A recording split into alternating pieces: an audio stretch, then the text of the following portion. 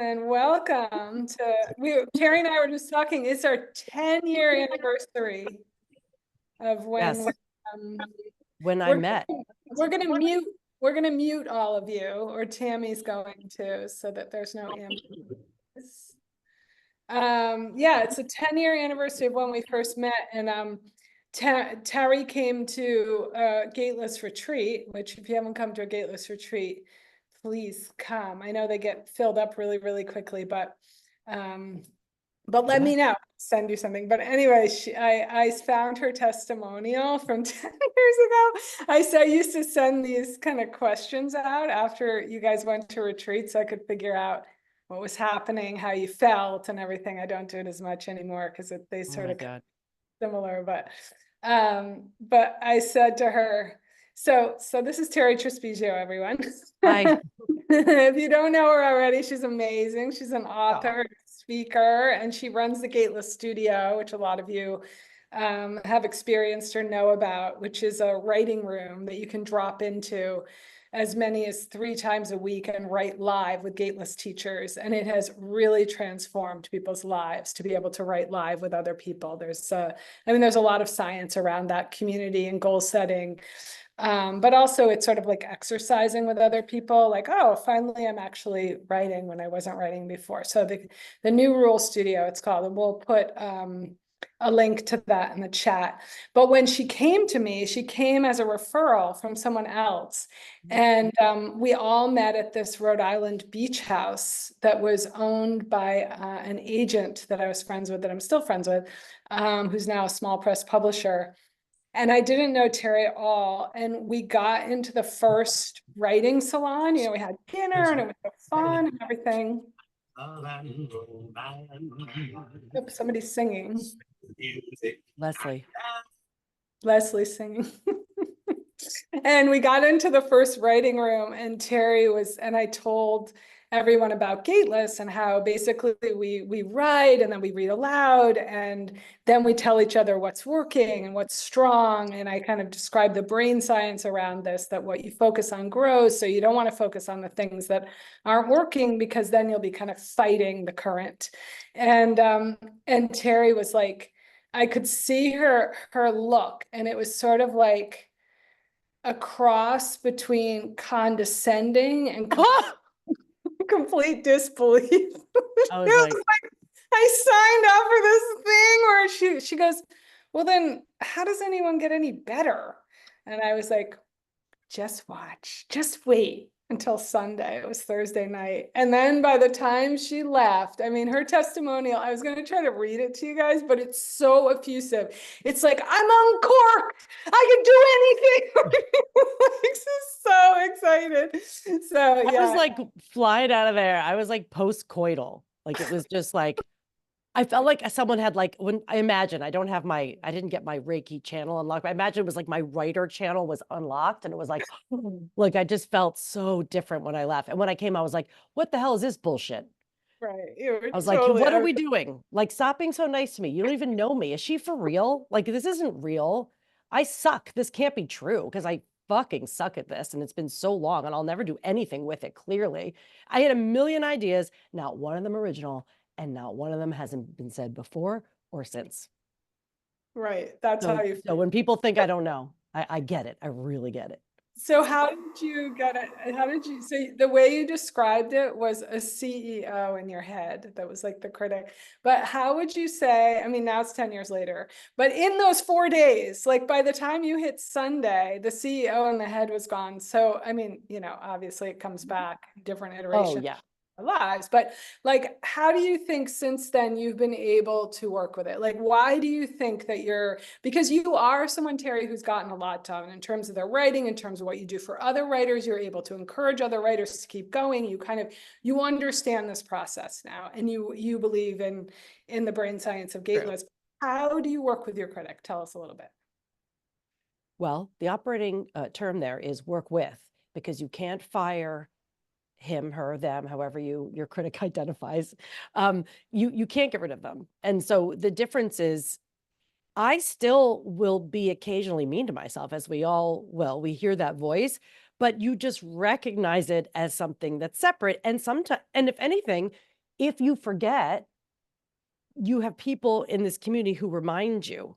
I remember that weekend, I knew my best friend from high school, who I'm still very close with, who's now on the New York Times book team.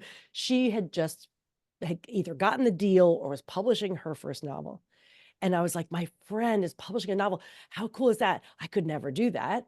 But I don't know. I would, because Suzanne was like, I'm going to need to take this one aside for a second. So she took me aside and she's like, so honey, sweetheart, what are you working on? Like, what are you going to do? And I was like, I don't know, because I suck at everything. Don't even tell me. I don't know. And I was like, but I would like to do something that I just keep being told no. Like I was caught in some kind of corporate loop in my head.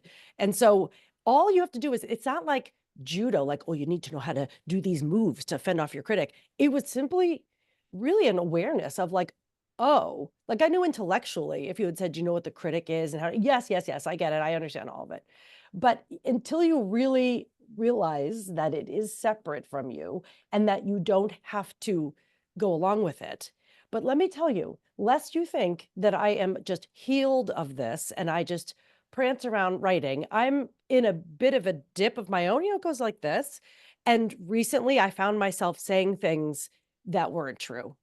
And I was texting Daisy, who's a dear friend I met also exactly 10 years ago, who's one of our studio instructors, who is a novelist and is just a beautiful writer and a wonderful friend.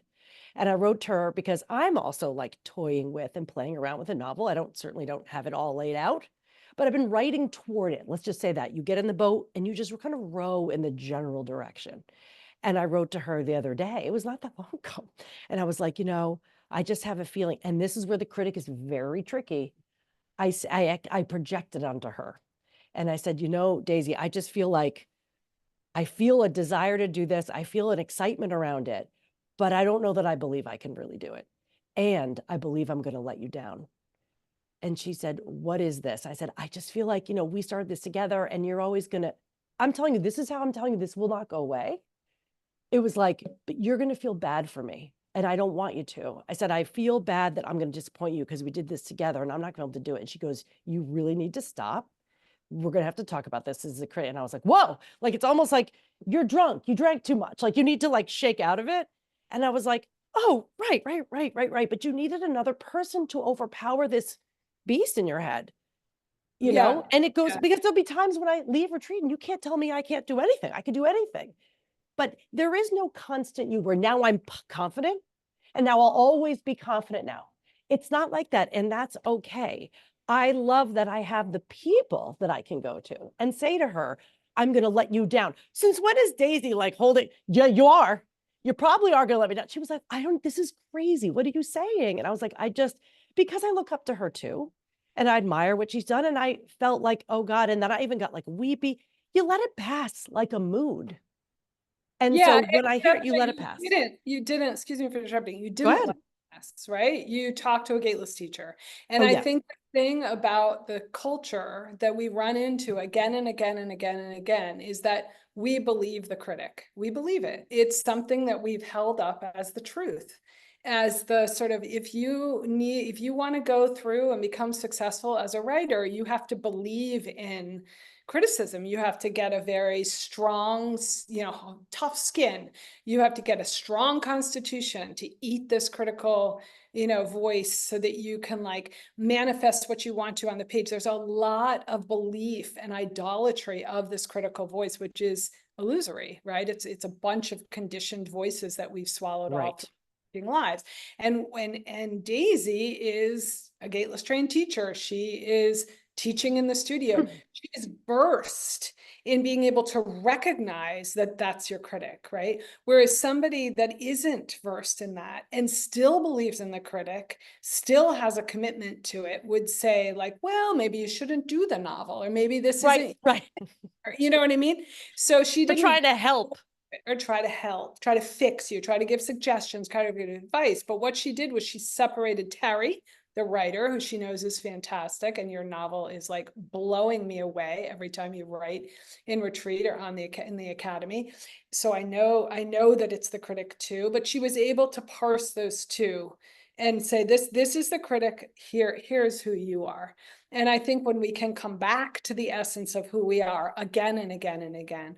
But also I would say, Terri, one of the things that you've done, and this is what like athletes say, or people that are into meditation or good eating or any habit that we sort of become accustomed to, say that, you know, if you can get into a habit with it, then the critical voice doesn't have as much of a stronghold, right? So if you're coming to the page and you haven't been there and it's like, oh my God, I'm finally coming here. I'm gonna work. It's Saturday and I'm gonna work for 6 hours on my book. Right. You know what I mean? Versus I'm gonna kind of keep doing this. I'm gonna have it be a practice. I'm not even, that's like, you don't think about your shower before you just take the shower. You know, No, you like, just am habit. I You're gonna be right. too cold? And am I gonna get my hair washed enough? And am I gonna get to work on time if I take a shower? You know, you just take the shower. You just do it. Yeah. So tell me about your Well, writing let's practice. talk about that. I want to just add one thing, Suzanne, which is often the tables are reversed. And Daisy will say, I don't even know what I'm doing. This is just not going to happen. It's falling apart. There's nothing here. So I say this because Daisy published a novel. I published a book. It's easy to think, if you have not yet published a book, that you go, well, once I have one book, of course, I'll just be confident and I won't be like that. It doesn't fucking matter. It doesn't matter. You can't tell Daisy on a bad day that, well, you wrote this other novel. You'll obviously write another. It's going to be fine. What are you worried about? She's like, but it's nothing there. And then I say the same thing to her. And we take time. And let me give you an idea. This is not a habit, meaning something I do every day, but I'll get to that. But we kind of have a rhythm, she and I, where once a year we say, let's take 3 days. We just go away together. We rent an Airbnb out in the middle of nowhere, like where there's a little tiny town and whatever. And we have 2 days. And we make writing the center of it. We sit there and write, we give a prompt, we do a thing, and we share the work. Because you get in your head about it, it's not productive, it's not helpful. But when she goes, you know, when I write and when I read it to you, I feel better about it. It's like, yes, you have to put the work center, not the ideas about the work center. So that's one small thing that it's hard enough to pin down a time to do that. You don't have to go way on a retreat to do that. But that's one thing that I've said to myself that I'm going to do and that I go on retreat, you know, at least once a year with Suzanne, so that I know that time is set aside where the writing is all. It's the center. But for me, some of you may like to write every day and you feel good about doing that. The only challenge is if there's a day you don't write, I was bad today, I didn't do it. I do not write this work that I'm working on every day. There are spells and I allow things to go like that. So for a whole bunch of time in the winter, I got up real early and I sat here and I said, for the first 45 minutes of my day, I'm just going to write. I'm going to pick up a thread and not even worry about it. And I was like, but what am I going to write? I don't know what this is about. I said, you're not allowed to ask those questions. You're allowed to take one thread and follow it and just write, which is what we do in studio. We do in workshop. I do it with myself. Now, then there were a couple days this summer where I got in a whole thing where I would take hang on. That happens with my video sometimes. Where I would take my notebook out into the park, go to Central Park, and I'm like, I'm going to sit here and write. And I did that for a few weeks. Now I'm not doing that. I got to find another thing. It's new season, time for a new one. And I'm like, what do I want to do now? I like novelty, personally. I like a little routine with some novelty. So I'm looking at, now it's fall. What would be fun? Let's think about writing just a little bit. The smaller the portion, the better. Because otherwise I know I won't do it. I'll be too scared to face it. So we do a little bit, or I'll talk to someone. Do you want to swap something, or do you want to read some together? But I think, Suzanne, I hope I don't disappoint you that I don't have like a real rigid habit, but I do know that every time I become afraid of my own work, which is what I recognize happens. When I've been away from it too long, I get awkward with it. I don't know what to say to it in a room. I don't know how to start the conversation again. I don't know how to get in bed with it again. And I just have to like go, okay, it doesn't matter. Pick up any page where you left and just start writing, and you're not allowed to wonder where it's going. Well, Suzanne, I also told you about, were you going to say something? well, I was just going to say a lot of it is that you came to retreat every single time it was offered. That was your writing practice. Oh, no, but I mean, like an everyday thing, I don't. But when I first went to Gateless, I said, this is part of my investment in myself and my business and my career. And I went fall and spring. I have been going fall and spring again. Sometimes something happens, you can't, but I make time for that because I know it keeps you going for a bit. You need stuff in between though, too, you know, and that you can't need Suzanne to be able to write, right? You need to be able to do it on your own too. But I Yeah, but I take the think model of that's where studio fits in, right? So people are going to studio 3 times a week and they're writing together. And that is writing like together. That helps. they're doing. That Yeah, it's helps. a Suzanne, lot. I want to mention that a critic sometimes comes in the form of a human who means well too. Yes. And uh, I was at a wedding recently and was talking to a very bright, successful writer, screenwriter. He teaches directing, action-oriented movie. He has a whole genre that's what he's good at. And he said, "What are you working on?" And I said, "Oh, I'm kind of playing around with a novel," which even makes me self-conscious to say it. And he goes, "Me too." And I said, "Oh, really?" And he goes, "Yeah, I wrote a novel over COVID. It's about this and about that, and this happens." And I go, "Oh, that's so cool." He goes, "What's your novel about?" I was like, I don't know, except I think this happens and I think that happens, and I'm not really sure." Because he's a very nice guy, because he's not Gateless trained, there's no one to like, if it was one of you guys, you'd say, "Well, what do you like about it? What's exciting? What are you having fun writing about right now? What scene are you in?" Right? You do that. He said, "Well, what is the goal of the book?" He said, "Well, who's the hero? What does the hero want? What's their ultimate desire? Who's the villain?"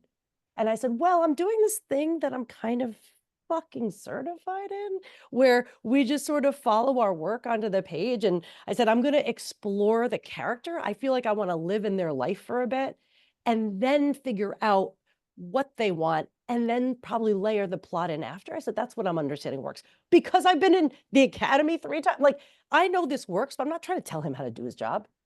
Oh, he didn't have a problem telling me though. He goes, literally, he goes, "Well, don't do that. Don't do that." And I said, "No." And he's like, "No, I mean, how would you know? You have to know. It has to have this. It has to have, you have to know where it's going. Why don't you just do a book of essay? Like, why are you doing a novel? Why don't you just do something? You're really funny. Why don't you do a one-woman show? Why don't you do that?" He had a million ideas for me out what to do. And not one of them made me feel better. Because sure, it'd be great to write a book of essays or do a one-woman show. That's cool. But how about you don't suggest to me things I want to do other than what I just told you I was doing? And so that was a reminder. So of course, even with 10 years of experience behind me in this method, I left that wedding feeling a little weird. And I was like, maybe he's right. Maybe he's the outside world who knows how this works. And we're just in our bubble. And I, of course, go crying to Suzanne. And I'm like, he said that. She said, "Don't you listen to him." We all know, I know it. If one of you came to me having gone to a wedding and someone told you that, I would be telling you everything like, "Oh my God, don't worry about that." But when it happens to you, of course you're going to doubt, especially personally when a man is telling me how to do things that I already do. Thank you very much. So we Yeah. have to remember to hold the line there because he didn't mean to put me down. He just doesn't know what we know, and it's not helpful. Yeah, and it's also it's opinion based on fact because he wasn't a novelist yet. If he wrote it during COVID, why isn't it out and so on? So, you know, He's asked me questions. He gave me suggestions. He did all the things. You wonder why we have rules? Because every one of the things he did that would break the container in a room made me feel like shit. yeah, so So that's a that's good why. point because I think when we're getting, because feedback's amazing, right? It is incredible to get feedback on your craft. And I think that's one of the things that we need, right? It's great to know where you're strong. It's great to know where the work's working. You need all of that in order to kind of build. But then you do need craft. You know, you do need to have resources about the industry. How do I sell this thing? How do I structure it? Where's the architecture? And when you get that kind of very grounded feedback about your work, as you had like in the academy, you're able to feel some agency over the work. So it is Yes. important to have that, but there's something there when you feel shut down about the feedback as you did at the wedding rather than opened up. And when you have resources, particularly craft resources, also, you know, it's sort of insider industry intel about how to navigate, you're feeling in a way like excited. Oh my gosh, now I have more that I can go and approach my work because sometimes Yeah. we lost. It's like, okay, I wrote all of this and now I don't know where to go with it. You know what I mean? I don't know what to do with all these pages, or I'm sort of at a crossroads. I've written 40 pages or 40,000 words and now I'm kind of feeling, and you do at that point want craft. You do at that point want to enter into a relationship with somebody or Mm-hmm. something where you're getting craft. And that's when you can really tell the difference between opinion stated as fact and Yeah. actual, like, oh, I can use this, but it's not critical of my work. It's not deconstructing it. It's not telling me what's wrong with it. It's just saying like, hey, you want to do dialogue? Here are ways that you can do dialogue even better. You want to Right. structure where the reader's never going to get lost? Here are some ways that you can do structure, right? So So good thing is I had a place to land after that. If I were, say, a lot younger and had a lot less experience, had no community, had no craft background, had nothing like this, that might have been enough to make me never pick it up again. right. And my fear is that there's way too many people who never go back because one person who had a bit of a shiny resume said two things that you couldn't answer, and you're like, fuck this, I don't know what I'm doing. But I was like, I hated what he said. I know he meant well. Back to the work, Yeah. back to what I do, back to the people I do it with, and back to my own resources. And why does anyone think they know the one thing? Like everyone's doing something different. And so this to me is more generative, obviously, and it gives you a place to land so that you keep going. Because the only thing that separates someone who wants to write a book and someone who actually writes a book is who gave up first. Mhm. Who Yeah. gave up first? If you give up, you've just determined that you're not going to do it. Yeah. Yeah. That's very true. Yeah. And I think that's why that time away is really nice too, because, when I was a little girl, my parents weren't skiers. So we never went skiing, but I would sometimes go skiing with my friend Stacy, whose parents had like a, condo and all that stuff. And I would feel very insecure and sort of vulnerable that Mhm. first day. But they would stay for 5 days, sometimes a week, and I would ski. And every day I would get better and better until the last day. It was like my body just recognized the mountain. It recognized what it felt like being on skis. It knew how to turn. And I think that's one of the things about, some people can have the luxury of writing every day. Very few people in this world. It's sort of an old, dated dictum that we have to write every day. We're not going to be able to write every day. But it's great to be able to have some rhythm, like, like Terri's coming, oh, I'm going to go to retreat every time it's offered. That meant that there were lengths of time because she was building her business during that time where she wasn't writing, but she would get into that 4 days. And by the end of the day, she would be like, okay, I remember how to do this. And then she'd be more likely when she got home to write. So it's like, where is that place or studio where you could drop it to places, just places that you can feel, Places. oh, I remember how to do this. I know that the critic is loudest when you're off the page. And once you're on the Yes. page again, the critic it disappears because you're doing the work. You're There's no doing the work. anticipation. Well, like Yeah. you said, and we'll talk about more, I'm sure, about what it means to have a relationship with the work. Yeah. How would you expect to have a friendship, a long-term friendship, or a romantic relationship, or a professional relationship? How would you think you would maintain that if you never, ever connected with them? There Yeah. are certain friends you talk to, maybe family members every day, but there are people who have different paces. I look at it as like a little solar system. Like there's certain people who are in the close loop, they know everything. And then there's people who are on the outside loop and you meet with them or connect with them once a quarter. There's a rhythm to relationships. They're not, you can't talk to everyone every day. And that's kind of how I feel about the writing is that you have to choose what your relationship is to the work and how often are you going to spend with it. There's some people I really don't want to talk to every day, please. And so I would like to be in a relation with my work in a way that when I go back to it, it's been a minute, I can say, when you see a friend you haven't seen in a few weeks, like, oh my God, what's going on? You look amazing. Like, tell me what's going on. There's an excitement there. I don't want to look at my work as drudgery. And I want to have it be the exciting catch up or the weekend love affair. Like it should feel exciting like that. So when I'm telling people, like, and I'm telling you things that I need to tell myself too, I always say, well, I don't know what to do. I don't know what to write next. I know that we're all about work forward, but I say, don't, you don't have to know, but you do have to touch it. And that's something that Daisy and I were saying too. You must touch the work, just like you must touch a friend, you must touch the relationship. If you don't, it goes cold. There's certain things I have let go cold. It's time to just go sit in it. One night you just read it and you admire what you've done and it's time to pick it up. The next day you write a little. You have to have some kind of romance and relationship with that work. It can't just be, well, what book am I going to write? What's the book going to be? That book doesn't exist till it's on a shelf. Until Mm. then, it's a bunch of pages and you better love them or they're not going anywhere. So how are you going to love it first? Yeah. Yeah, and I think like having an affair is a, is a great It's analogy. wonderful. You better get You excited wanna and have- turned on by it. Yeah, you want to have an affair with the work. And I think most of you that I know who are on the call have come to that place where it's like, oh, I'm like luxuriating in my book because we know that we can write like we talk, we can write the stories that we weren't thinking we were allowed to write. Or, I feel like this idea of the drudgery has been drilled into us, but it's not. It's a love affair. The work is going to be there for you. The open page, it's like this place that you can just lift yourself and just take yourself out and put it all over that page, like whatever the heartache is, whatever the hard stories are. And later you can think about like, oh, wait, okay, now I'm going to organize, and I'm excited about the organization too, because I have these tools or I have this agency Yeah. over the. But yeah, I think the open page is like one of my best friends. It's like going to, Yes, it better be, or else why are you doing it? Why do yeah. you want to hang out? If writing's so hard, why are you hanging out with someone you hate? Well, Because, I think sometimes we hate it because we have the critical voice. It's like we know it's something. the, yes, And this is like the love of the word, and we're like, how do I get to that? Where is that? Because the critical voice is so loud. We it's in the think way. but we don't hate it. It's just that we hate that the voice always keeps showing up.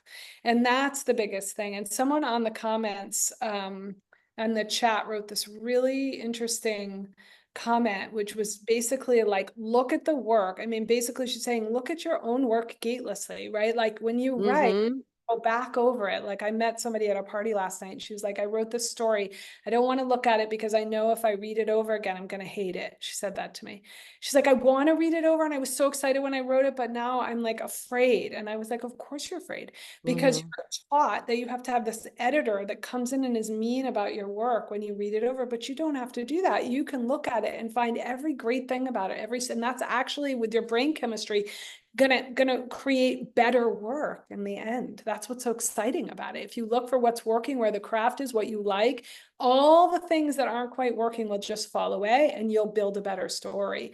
And it can be more fun that way. I want to let you guys also ask some questions, but Ter, so in terms of the switching genres, you did that because you just like the novel sort of came to you, or what was happening there? It's No, it did not come fully formed in my mind as something I knew I had to write down very quickly because I'm inspired.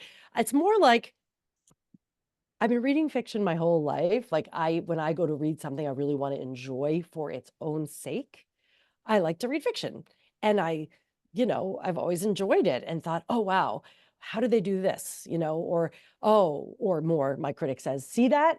You don't know that about life in Vietnam. You could never have written that. And I go, you're right, you're right, you're right. Everyone has secret knowledge, not me, not me. But when I started to see through writing in this container and on retreat that the stuff I was writing felt like this, starting to feel like the stuff I liked reading. And that's how I knew. I felt like, okay, so this is the thing. And I have a whole rant about genre. I feel like good writing is good writing is good writing. Yes, there are different purposes for writing and structure and all that. But when I was really in my flow, it didn't seem to matter if it was nonfiction or fiction, if it was about me or someone else, if I was telling the truth or I was telling a story about someone else that I made up. The fabric started to feel the same. And I was like, I just like writing this and I just want to do it. And what if I don't have to be loyal to my life and what happened? I mean, I put real stories in here. I wrote a lot of them on retreat and they turned into stories for this book. This is real. These are real stories, are true. And I was like, what if I just took what happened to me and changed it a little bit? What if I explored and kind of wanted to do it? And you know why I didn't?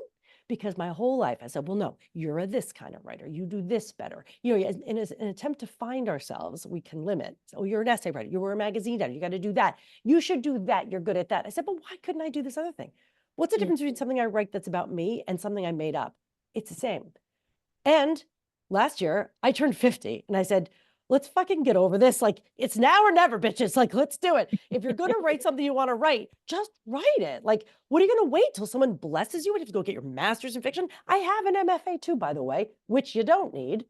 But if you think that would make me feel like, well, I could definitely write a novel then, maybe, but who cares? None of that external stuff mattered. And so I felt confident exploring it because I've been around all these wonderful writers. I've heard beautiful writing, I've been reading it alongside Suzanne. Have you read this? Have you done this? And I started exploring it, like I'd say about a year and a half ago, in sessions, like in salons and on retreats, and just tried to write something else and said, well, what if this happened? And as you know, for those of you who have been in the academy, what if that happened? That's basically what fiction is, right? Like, let me take the truth and twist it and make it really, it's going to feel real and it's going to hit different. So I will tell you right now, if you ask me what the novel's about, I'm like not totally sure. And I don't care that I know. The thing that was breakthrough for me, Suzanne, again, it's me walking around and talking to Daisy about it because she did write a novel and I have not written a novel, is when you're writing your own life, that's where a lot of people start. It's where I started. Like, well, let's write what we know. We write about our own story, write our own stories. There's plenty of material there. If you love it and you want to do that, great. But when you've lived your life and you can go back and go, okay, like you have plenty of stuff you can pull on that really happened to you. If you're writing a novel, I said, Daisy, is it true that it's kind of like, I feel like I have to write I have to live another character's life a little bit so that I can write her memoir? And is a novel sort of a little bit of a memoir for a person that didn't exist? Now, it's not to that genre necessarily, Suzanne, but the idea is, don't you write the whole neighborhood and then the novel is the path you decide to take through that neighborhood that one day, that one moment. And I don't know if you agree with that thing. For me, it makes sense because I say, oh, I can write all the stuff and lay the land, and then I can figure, I don't have to chart exactly the next step as I go. And that has been so freeing so that I am writing stuff that I'm making up. And it's so fun. It's so fun if I'm not also half terrified half the time, but that's the fun of it too. Yeah, you kind of crawl into the character's body in a novel. Yeah. And you write as if you're writing their memoir. Exactly. I mean, that's a big Gateless Academy thing, right? Write memoir as if you're writing the novel of your life, and write the novel as if you're writing the memoir of someone else's life. And then you lean into the imagination, the what if. There's this great famous writing book that came out of the University of New Hampshire back in the 1990s. It's called What If? And it is one of my favorite books for fiction writers. And I recommend it really highly because you basically, I mean, you'll see this if anybody's watched The Perfect Couple, for instance, or any adaptation that goes into film or is on film right now. It's like there's this way in which the really good fiction writer, and you know, she is not a literary fiction writer, Ellen Hildebrand, but still, you know, it's good to see what the commercial fiction writers are doing in order to understand how to create a story that's electrifying in page turning. And one of the things that you do is you just start what ifing your characters, right? You take a core story and then you add these stakes and you just keep making them higher and higher and higher. And then people who are literary writers will say like, yeah, but is that believable? Or it doesn't matter really in the first draft. You just want to throw a lot at your character so you begin to understand who your character is.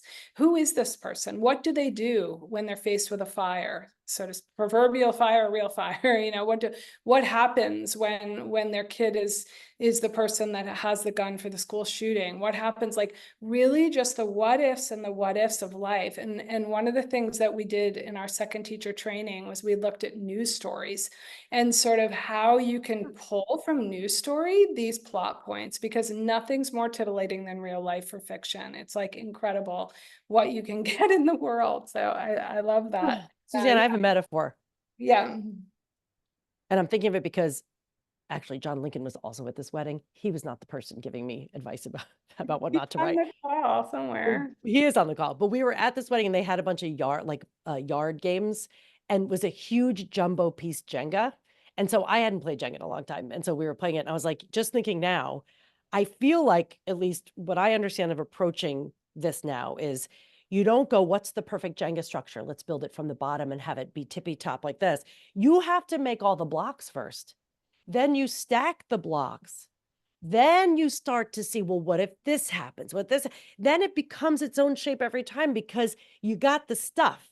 I feel like the whole first year for me is just get the stuff out and then play with it. And that makes it more fun for me because then you're playing with something. You're not like, what's the next right thing to do? you know? Yeah, yeah, it's more fun. It's like a video game. Okay, so I want to make sure you guys ask questions that you have around your own writing process and the critic and genre and anything else that's coming up for you, because Terri and I have been doing this for a while, so so we could probably answer anything that comes up, and I want to make sure you get something out of the call. But essentially, just to recap around, we are focusing here on the first draft. Like how do you get this down? What do you do when you have a book in you, or anything like you just want to write? How do you actually get it down? And what we've said is, you just basically manage to separate the critic from the self, find some way where it's sort of like, I know I'm going to write then, and once I sit down to write, that voice will go away. And if it's like a regular writing practice, great. If you go away, every season for a few days, whatever it is, that find some way that feels good to you. And then the other thing is, don't believe the people who make you feel like this, like they make you feel closed down when they're talking about your work. That's opinion stated as fact, and it's actually not going to help the creative brain chemistry that you need in order to make the work fly. So tell us what you're working on, and tell us your questions, my love. Let me see what we have in here. Is in your mind, is the sense of being an imposter the same as this being a critic? Yeah, so Vicky, that's such a good question, because imposter syndrome, and this is something that Deepa Purushothaman, she's another Gateless Academy alum, and she'll be doing a luminary call in her book, the first few, the only. She has written very beautifully about imposter syndrome. Imposter syndrome is part of the landscape of the critic, or the whole kind of energy that is the critic. One way it shows up, and the critic is very repetitive. It tends to show up saying the same things in each person, even though you'll feel very isolated when you're when you're experiencing it. And one of the things it tells you is, who are you to be doing this? You don't know enough. You don't have a big enough platform. You're not really a writer. Alongside, you're too old, or you're too young, or you don't know enough about the industry. You don't have a community. You don't know the first thing about publishing. You're not good at grammar. I mean, it's just, the critic is vitriolic. And one of the things it does is it rides its imposter pony right across your confidence that you can do the project. So it's a great question. And yes, that's a big, big part of it. Suzanne, Valerie has a question I think a lot of people have here. First, there's two that I saw. One from Janice about revision and how do you handle the hesitation to revision. But Valerie's saying something about, she's starting to write a thing and then stops and goes, I don't know where it's going. I would say, I don't know how to write your short story. I don't have an approach to that. That's not the point. The point is, the question I ask is, why do we think we have to know where it's going, or that it has to proceed perfectly along a path?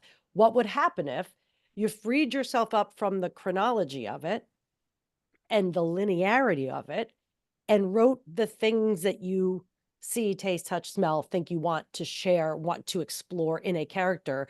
The idea of, especially a short story, which Suzanne can speak to better, there is a miniatureness to it, right? And there's a specific shape to that I can't teach or whatever right now. But the idea is, you don't have to start at the beginning and you have to know where it's going, right? So again, like, isn't the idea you write a bunch of stuff and then figure out how to, you know what I mean? Like you'd pack a suitcase. You first have to lay out all the things, and then that's how, anyway, I would approach it. I would feel overwhelmed if I started chapter 1 and was like, where does it go? I would stop. I would never pick it up again. I just would have no idea. Well, what do you say to that, Suzanne, when someone feels like they stop because they think it won't go somewhere? Valerie, can you unmute? Are you able, or can Tammy unmute you? Where is Tammy? No. You can unmute yourself. Yeah, okay. Can you hear me? Yeah, I can, Lovey. Hi, how are you? I'm good. How are you? I'm good. So after a page and a half, tell me what happens. What goes through your mind? This is too complex. This should really, be a novel. It's gonna grow too many legs, and so it'll be a really bad short story. Or yeah, I'm not really fond of this idea anymore. I liked it at first, but it's kind of the lust is wearing off. Or I'm already bored by this, so why would somebody else be interested in writing it? So, pick your day of the week, pick your flavor of whatever kind of goes through my mind, but I just sort of run out of steam. Yep. And then I'm convinced that if I ran out of steam, the reader would have run out of steam too. Okay, so let's take the first one. So this is going to grow too many legs. It's not a story, it's a novel, right? Okay. So say you're on a date with someone, Valerie, and you sit down with them and you have like a great time, page and a half, maybe you go on 3 dates, right? And it's like, wow, this is something. And then all of a sudden you're like, look, I don't want to get married. I don't want to have kids. We're going to get married. Then we're going to get divorced. It's going to be really messy. It's going to be really expensive. It's just going to be a nightmare. You know what I mean? So let's just stop here. 3 dates, good. And anyway, I don't even know if you're that interesting. We haven't slept together yet. I don't know if you're good in bed. It's like, it's sort of cutting off the inspiration before it gets rolling, right? Before it can find out what it is, we're stopping it. Why does the critical mind do that? And for me, it's really interesting to think about the machinery of the critical mind. Like, why does it get a hold of us? And it gets a hold of us because the critic doesn't like change. It's really into stasis. It wants your life to look the same day after day after day after day. You don't necessarily want that. You're interested in growth mindset. You want to experience new things, new adventures, but that's not the critic's job. The critic's job is to keep you safe and keep you held in one position. So often when you're on the bridge of something big, like the cliff's edge of a really big landscape, you'll begin to grow wings.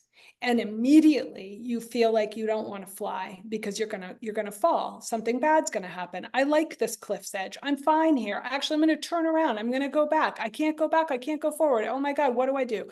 So what I think is happening, Valerie, is that you are on the edge of something pretty big. Otherwise, your critic wouldn't come in and try to cinch it and suffocate you. It just wouldn't. It wouldn't care. If you're not on the edge of something that wants to be brilliant, and it may be, and intuitively, as soon as you wrote that comment, I had a flash. And I don't even know you. I don't know your writing. I don't know, but this sometimes happens that, oh, this woman's a novelist. I don't know why. It happened to me with Daisy too, the very first time I heard her read.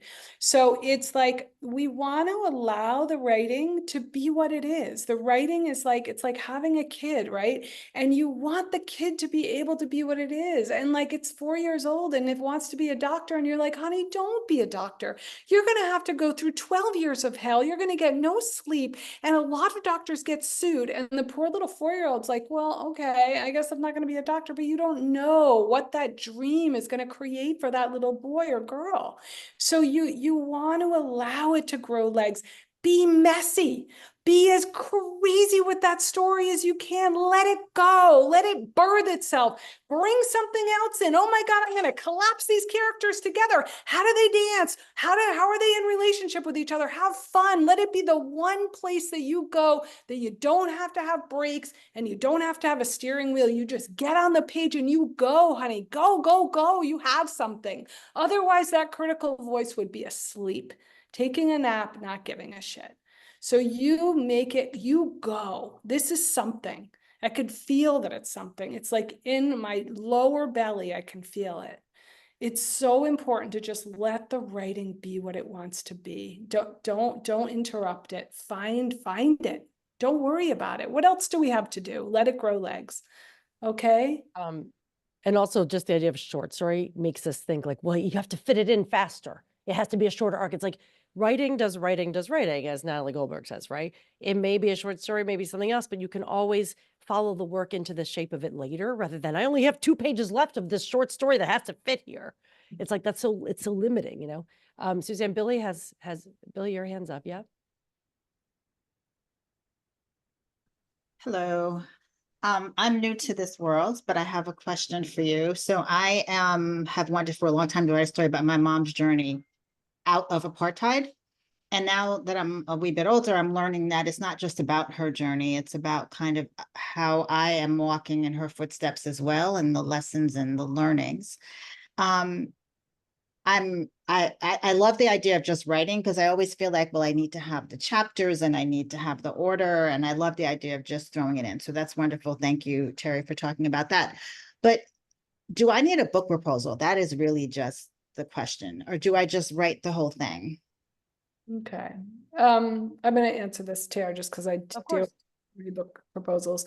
You will need a book proposal, Billy. One of the best things that you can do, this is my understanding of it, just from being in the proposal world for almost 25 years, is to really let the work find itself first, because the book proposal, you'll need it. You'll need it as you go out to sale, and the book proposal, it wants to get a very clear architecture in place. And if you do that before, you kind of know, and you like, it sounds like you're still discovering the work.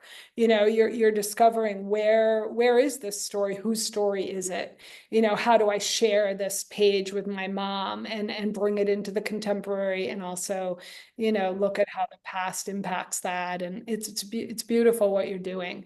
And I think if you can allow that process to kind of unspool for a little while, and then, yeah, you need a proposal, and the proposals actually, except for one agency, high agency in New York, they're all the same. It's like boilerplate. And you can just come back to me when you get to that place, and I can just show you what that is. But yeah, you'll need it. Short answer, you're gonna need it. Yep. But do you write first? You say you're still write it to figure out what it is, right?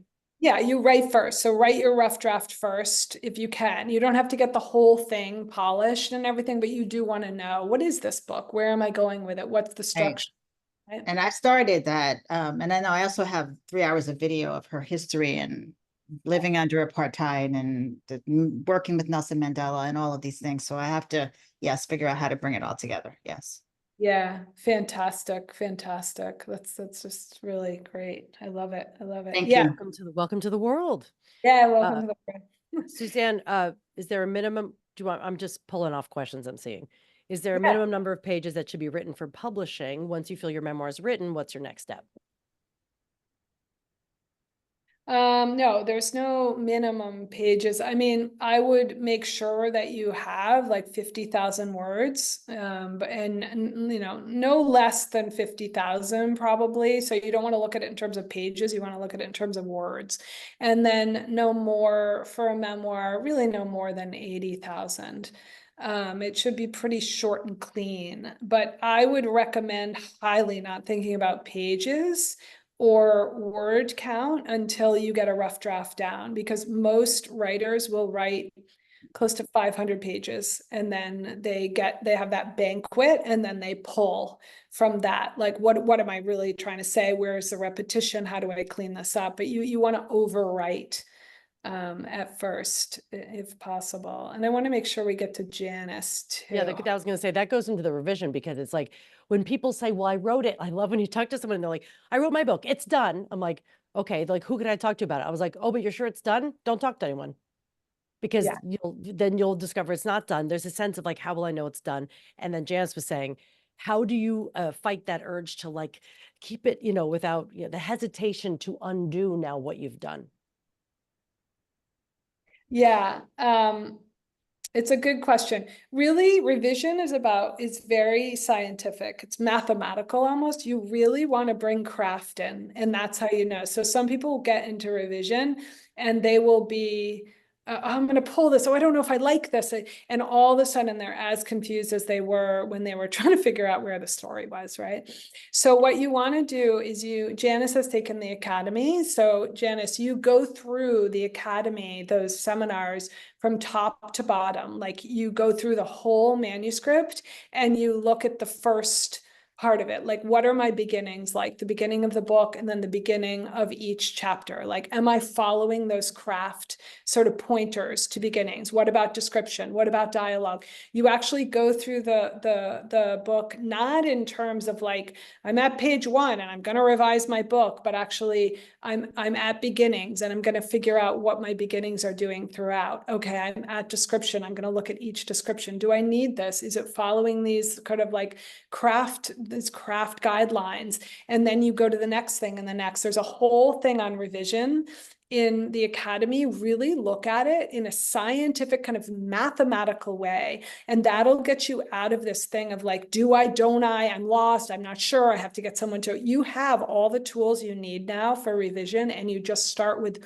one element, beginning, say, and you just go through each beginning. Now you go through the second one, dialogue, just go through everything. Don't ignore everything else and just look at the dialogue. Then go through character. Have I done these things with character in terms of conflicts, character building? Have I? And that gives you a streamlined approach that doesn't let the critic in and doesn't create that real confusion over what's next. How do I do this? So there's a myth out there that you start on page 1 in your revision, you read the whole thing through, but in fact, quicker and easier and less complicated is to go element by element. So hopefully that helps. Janice is actually in this house with me. I'm in LA and we have she's outside. she's here. Thank you, Suzanne. That was super helpful. I love the mathematical approach. Yeah, I know. Only right? you would. I know Hey, Charlotte, Monique. there's a scientific America article that I'm not sure, one of my Gateless teachers sent it to me, that it's like how the novel is actually a mathematical equation. It's Oh fascinating. no, please don't tell me that, because then I really am afraid. Well, you've already been exposed to it because you'll see it in the academy. It's actually quite clear how craft works. It's not rocket science. I mean, it is science, but it's not rocket science. But it's actually quite clear. But when you're writing the first draft, you just write, just let it go. We've been telling stories since time immemorial. Some person looked up at the sky and was like, oh, here are 2 fishes. They're like, swimming in different directions in the sky. There's a guy with a bow and arrow. I'm going to tell a story about it. And that's how it all started. And when you look at these old stories, when there was no MFA, no Gateless Academy, they're still going by this mathematical kind of equation, right? It's not that we have to know math, it's that we're already speaking in that way. We already have the architecture inside us to tell a great story. And then we're like, how do I tell a great story? You know how to tell a great story. You've been listening to great stories since you were born. We know that we need a kicker. We know that we need, and then when we're in a place like the academy, we're just remembering, oh yeah, I know how to tell the story. That's It true. makes total sense to me, you know what I mean? But it's a great question. We can talk about it when I'm off the call too, Jess. Since we're together. Question. Oh, go ahead. Oh yeah, I just wanted to make sure that Dana didn't get ignored because she has a craft question. Oh, go ahead. Can you explain the best way to show instead of tell? Which is such a good question because it's such a rote craft advice, like, and it's like when you get out into this world, people will say things, and I love that you asked this question because you're like, oh no, you should show instead of tell. Well, what the hell does that mean? I don't know what that means. So basically, show versus tell. Show is seen, right? So show is like a specific time, and you went into a specific room or a place. You know what I mean? So it's very visceral. Like if you look at Terri's book, Unfollow Your Passion, which is her first book, it has a lot of showing in it. It has a lot of scene. If you look at her TED Talk, Stop Searching for Your Passion, that starts with a scene. She's in an elevator, she's crying, do you know what I mean? So Terri actually is a very scene-oriented writer, and she just goes scene, and then she tells a little bit because she has to. That it's a how-to. So she's gonna do scene, and the scene earns the wisdom that she gives you after that scene. She arcs to meaning. She tells you why she told you that scene, but you can see that she's putting these scenes in so that you remember, so that you're aware of who she is and where she is, so that when you get to the wisdom part, the telling part, you have something very concrete to match it to. Mm-hmm. It's a great one. Suzanne, Amy is asking, Oh,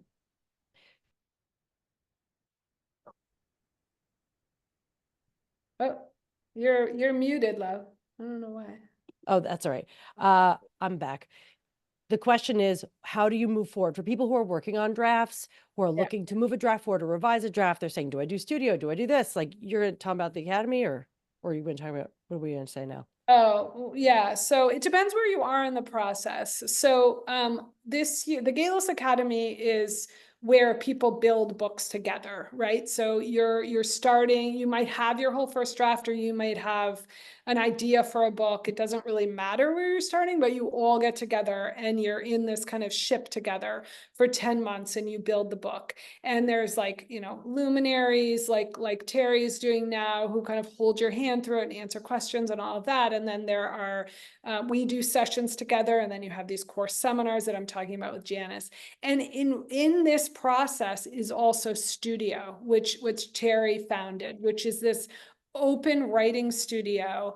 I mean, it's not open, you have to join it, but it has gateless teachers who facilitate and do the prompts, get you into this brain state that we've been talking about, that works with the creative brain science of your brain, drops you in so that you can continue to write. And there are three times a week, Terri? It's 3 right now. I mean, the schedule subject to change because #life, but it's Monday nights, Tuesday mornings, and Wednesday afternoons, Eastern time. So, and you can drop in. You basically, how it works on its own, if you're not part of Academy, is people pay a membership fee. It's like $97, and you can drop in anytime you like. There's 12 a month, not including bonus sessions, which we also do. So that's for, you don't have to like, oh, I missed one. It doesn't matter. It's a place to come and get your writing done. They're 1 hour each.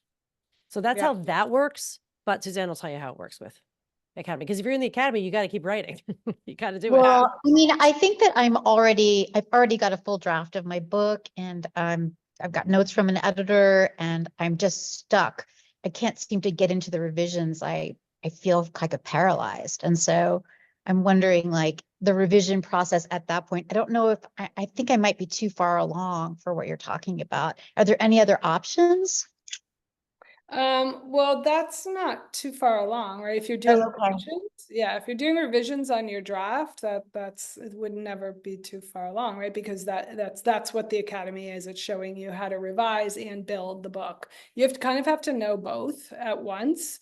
So a lot of people go through it, 2 or 3 times. Like they go through it when they're building the book, and then they go through it when they're revising the book, and it keeps you from getting stuck. And then some people only do studio, right? You can do that too, which wouldn't be you, Amy, because you're not at that stage.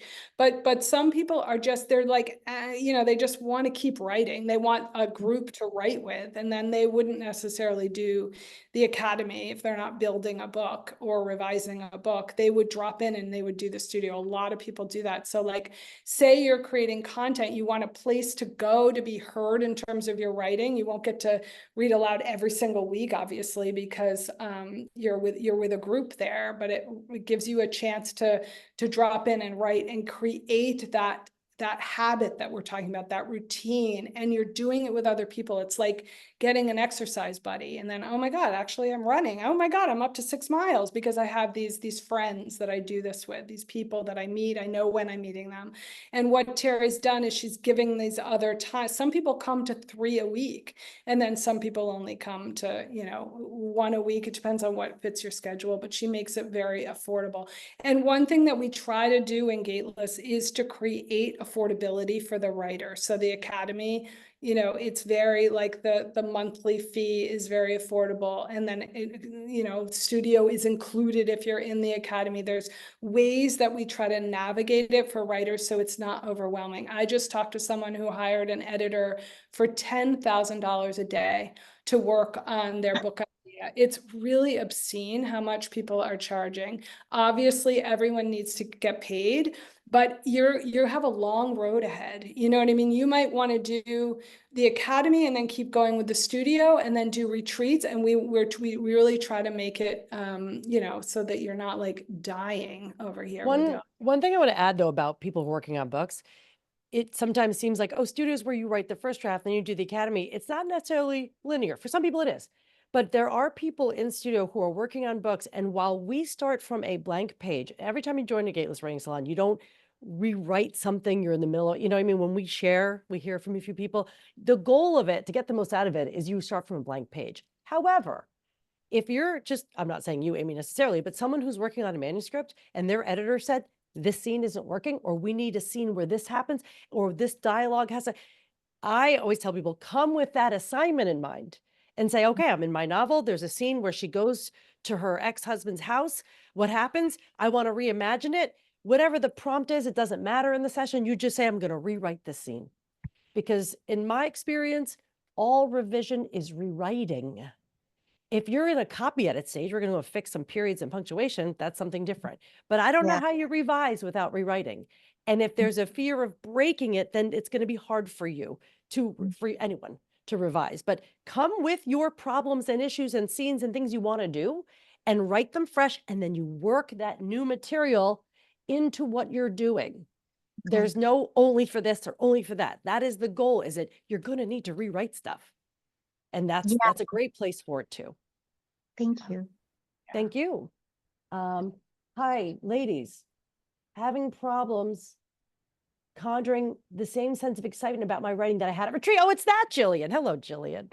Right now it feels like a slog. I definitely want to join the academy, but any tips or tricks for getting my head in the right place? Don't worry about getting your head in the right place. Get your hand in the right place on the page. Yeah. You don't have to be excited. You don't have to be turned on. You get turned on by doing it. Sometimes, I'm sorry, it is like sex. Sometimes you don't feel like doing it. And then once you start, then all of a sudden you get into it.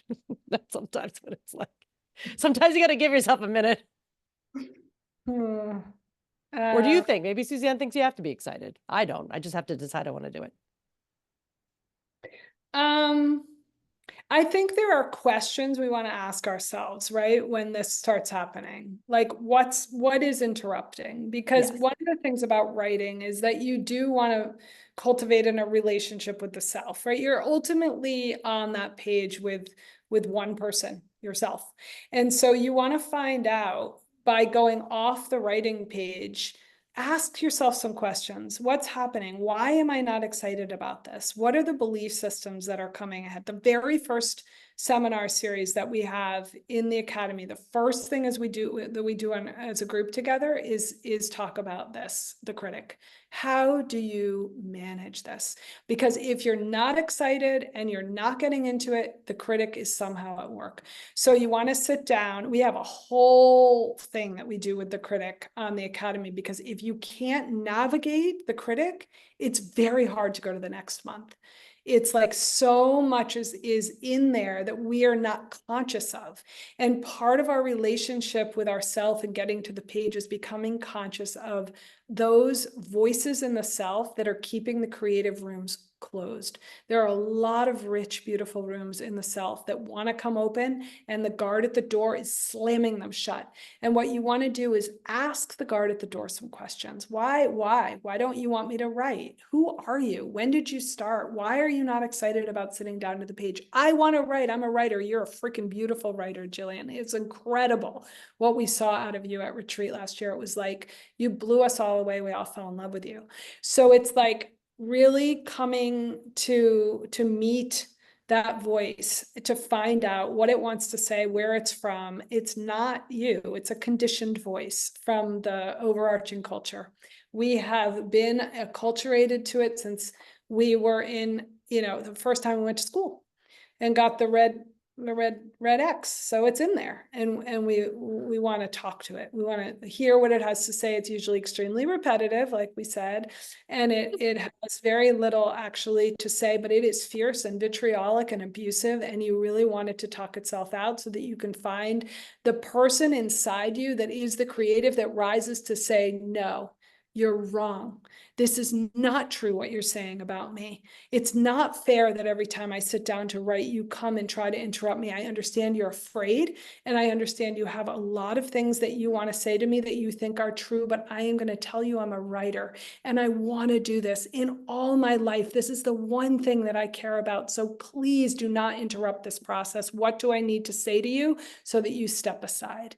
Because I'm going to do this come hell or high water. You just have a conversation with it. Get off the creative page, get off the novel, get off the stories, and really talk to that thing. You guys have writing. You're born under the star of the scribe if you're here.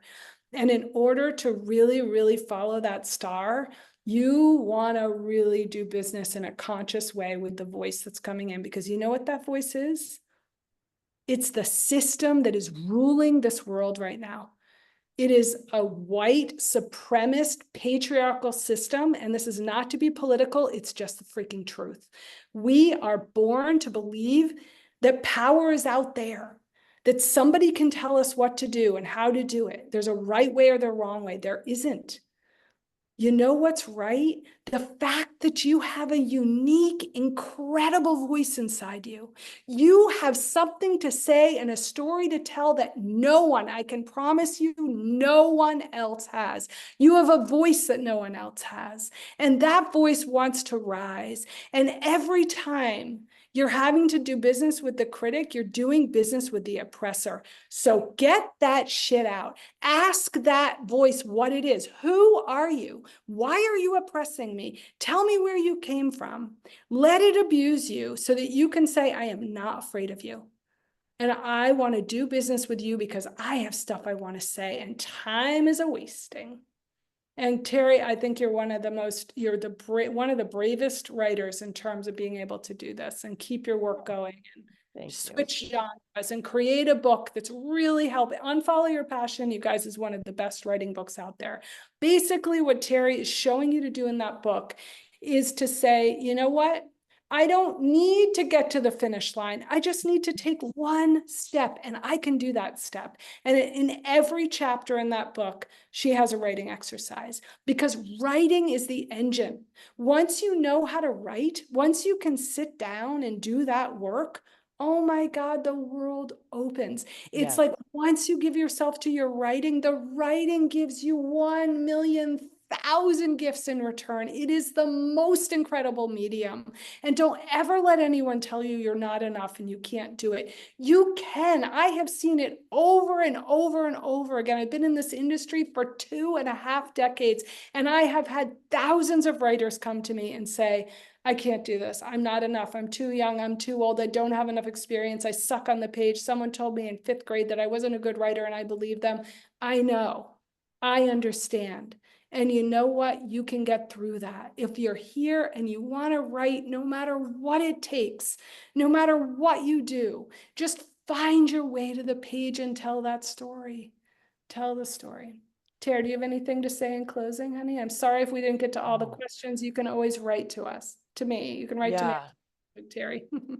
I think anytime we run into a rut with the work, we get frustrated, we get mad at it, we get disappointed in it. It's because we're trying to make it adhere to the external system.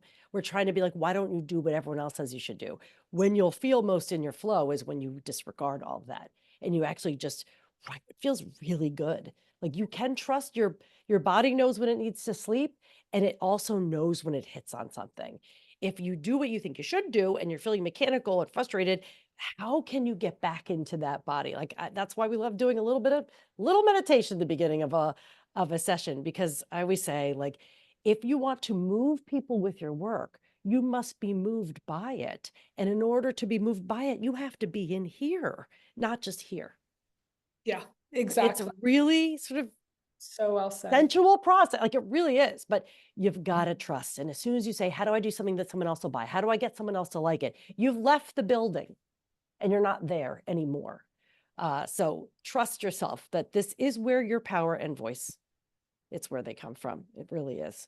Oh my God, it's beautifully said. Thank you, honey. Thank you for being here in the room. Thank you. This is a real pleasure. I saw all the people I love and know and all their faces and names. And it's really a pleasure to be here with all of you. A true honor. And yeah, I'm excited to see you. So much more to talk about, you guys, but really I'll send a recording out and send me a note, like send us a note. I'll pass it on to Terri. We want to be in conversation about your work, so you're not feeling like at all lost in this wilderness, at all lost. That's the main tenet of Gateless, is to make you guys feel supported and encouraged. And thank you for coming. We'll see you here. We'll see you with Suzanne. We'll see you in the academy. We'll see you in the studio, wherever you want to be, but be here with us. Yeah, we love to have you here. Thanks, you guys. Thank you so much. And I'm sorry for the people that we didn't get a chance to answer your questions, but really do send them. Okay. Bye, guys. Love ya. Love ya.